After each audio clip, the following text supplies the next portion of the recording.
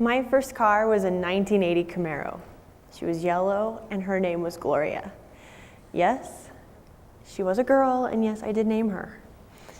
Now, like any older vehicle, Gloria required a little bit of tender, loving care in order for me to get the performance I wanted out of her and the gas efficiency I needed. Because let's face it, not every college student can afford 8 miles per gallon. This tender, loving care came in the form of rebuilding her engine. I had to make sure she had high quality gas. I also had to adjust my driving behavior just a little to get the best efficiency out of her. Here at Lannel, many of our buildings are from the 1970s, the 1980s, and there's even a couple of them that are from the 1950s.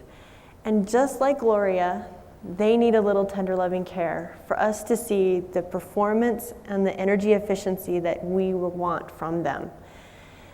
This tender, loving care at a building level, like just rebuilding my engine, you recommission a building. We actually have recommissioning teams that come into these older buildings and they go through all the building systems, making sure that they all work correctly. They make sure that any broken pieces of equipment get replaced to make sure that everything is up to date. They even go into the control systems and make sure that they're optimized to get the best efficiency out of them. And just like I had to change my driving style, we as occupants have to change our behaviors within these buildings in order to get the maximum energy efficiency out of them. Now, these behaviors come at many different levels. One level is as a leader. As a leader, we need to set examples. We need to make sure that these initiatives are a high priority. A leader can make sure that it's recognized when an employee makes some changes that lower the energy usage and recognizes teams that are going through and helping a building work better. A leader can also ensure that there's money in the budget to pay for broken equipment and upgrade pieces that have become outdated and even replace a couple of our old 1970s fridges. There's another role also, and that's the building manager, or in our case, here at Lannel in some cases, it's called the maintenance coordinator.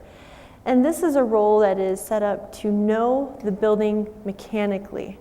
They know how the systems work, they know how to work on them, but yet they're also in a position to know the employees at the building and the programs that are working in the building.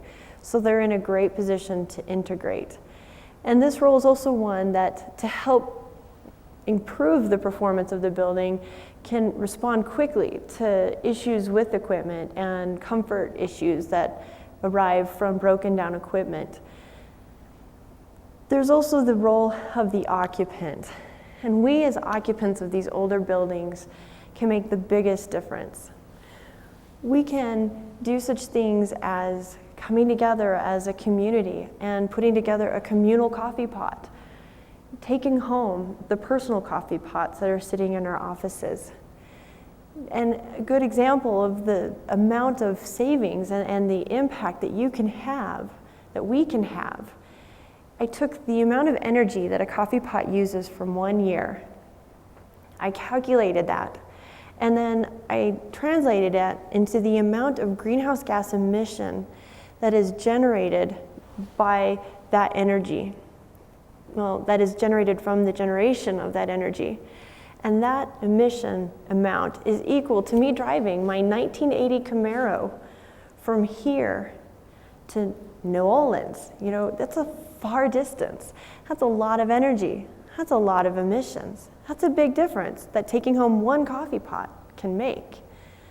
Another thing that we can do to change our behaviors to help our buildings is actually to dress in layers. It's northern New Mexico. What's the old adage? If you don't like the weather, wait 10 minutes. Especially at this time of year with the monsoon seasons, the temperatures are fluctuating throughout the day. And these older buildings have a hard time keeping up. So as occupants, we should ensure that we are dressed in layers, that when it does get warm, we can take off that overcoat.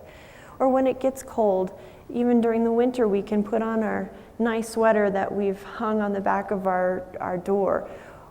I actually have a pair of fuzzy slippers that I keep underneath my desk for those days that I know I'm going to be sitting at my desk and I don't want cold feet. Whatever it takes to not reach over and turn that knob to turn the space heaters on makes a big difference.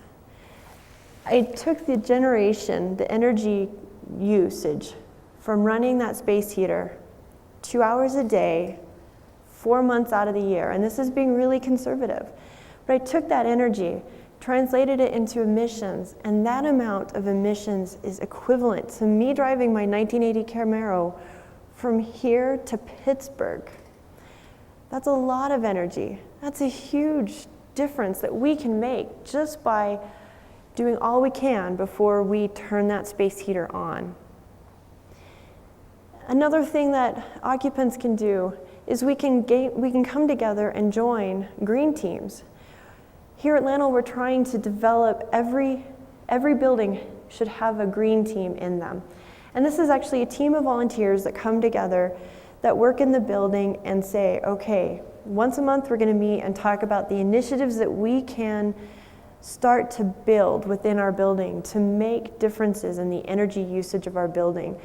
This group is one that can actually have a lot of impact. And it's a great way to make a big difference on a larger scale within your building. Now, another role is the admin assistants. One thing that we have done in a lot of these older buildings is we have installed what's called a building automation system, the BAS. And this system actually controls how the building systems work.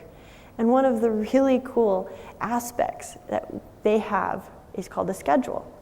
And basically, we tell the building that from this time to this time, you're running full tilt.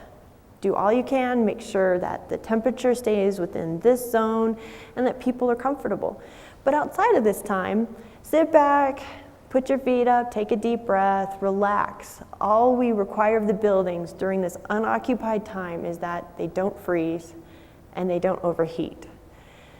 This is a huge energy savings. And here at Lannel, we have seen savings as high as 34% in a building just from implementing a schedule. This is a great tool.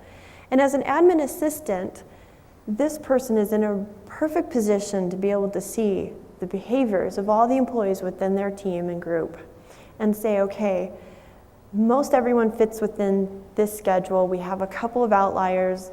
Let's talk to these people. Let's see, can we have them change their schedule a little bit? Try to make this occupied time as short as possible in order to meet the performance and the energy efficiency that we want from our buildings.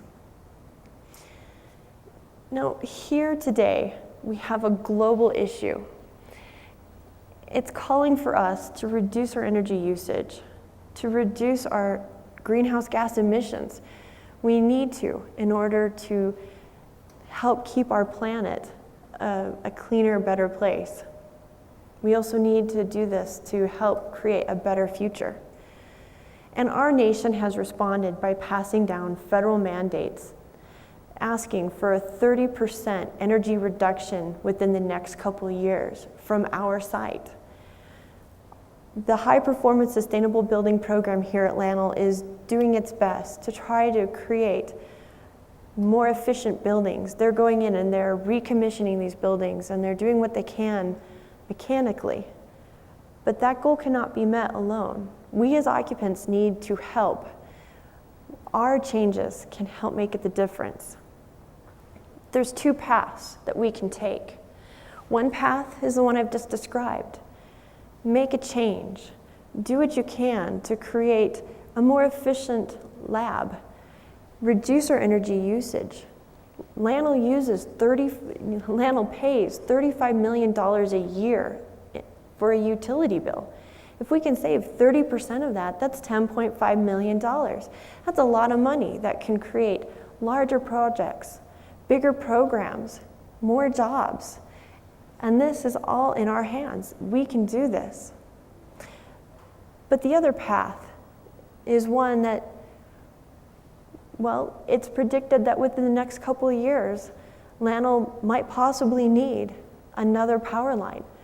We're looking at our energy usage. If it continues the path it has been, it's going to continue up. And our energy bill, our utility bill is going to increase. That's less money for our programs and our projects, which translates to fewer jobs. One path you're involved, one path you're cut. And it's our choice. We can make a difference. Now, I can change your mind today, but I can't change your behaviors. Pick one, just one, even if it's just bringing in fuzzy slippers and a pair of thick socks and a sweater tomorrow. That can make a difference in how our energy gets used here at Lano.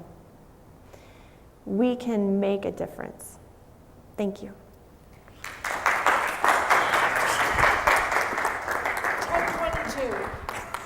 10:22. That was harder than TEDx. That was fun.